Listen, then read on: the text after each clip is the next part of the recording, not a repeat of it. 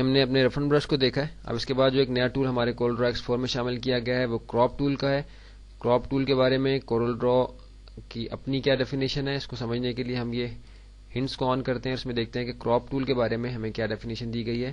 Hints میں اس tool کے متعلق آپ کو ہنٹس دستیاب ہوتے ہیں جو آپ نے سلیکٹ کیا ہوتا ہے. تو ہم نے یہاں کراپ ٹول سلیکٹ کیا ہوا ہے، تو یہاں کراپ ٹول کے بارے میں انفارمیشن ہمیں دی گئی ہے.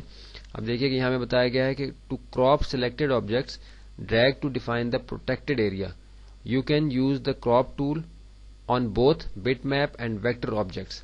یعنی کراپ ٹول جو ہے وہ بٹ میپ اور ویکٹر دونوں قسم کے گرافکس پہ اپلائی ہو سکتا ہے، کام کرتا ہے.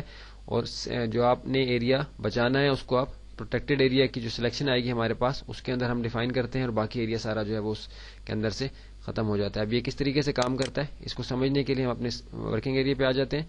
یہاں ہم اپنی ایک شیپ ڈرا کر لیتے ہیں اور شیپ کے اندر کلر فل کر دیتے ہیں.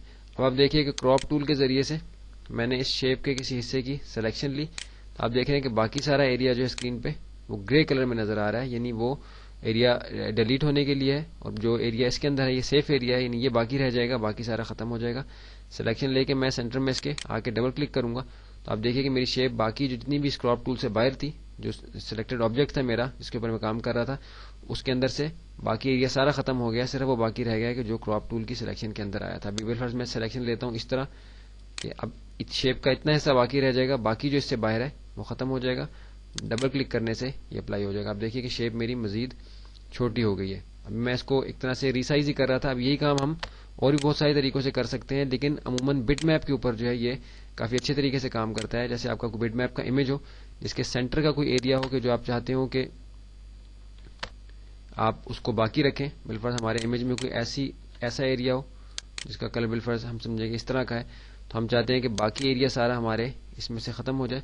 تو ہم اس ایریا کی سلیکشن لیں گے اس طرح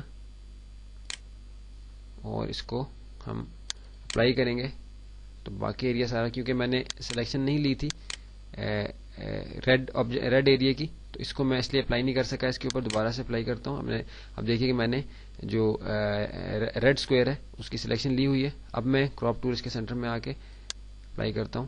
اب میرا جو ریڈ ایریا جو اس سے باہر ہے کراپ ٹول کی سلیکشن سے یہ ختم ہو جائے گا، باقی یہاں باقی رہے گا. ڈبل کلک کیا، آپ دیکھیے کہ وہ چھوٹا ہو گیا. مزید اس کو چھوٹا کرنا ہے تو میں مزید اس کی سلیکشن لیتا ہوں اور اس کی سلیکشن کو میں بعد میں ایڈجسٹ کرتا ہوں. جیسے میں چاہوں اس کو میں ایڈجسٹ کر سکتا ہوں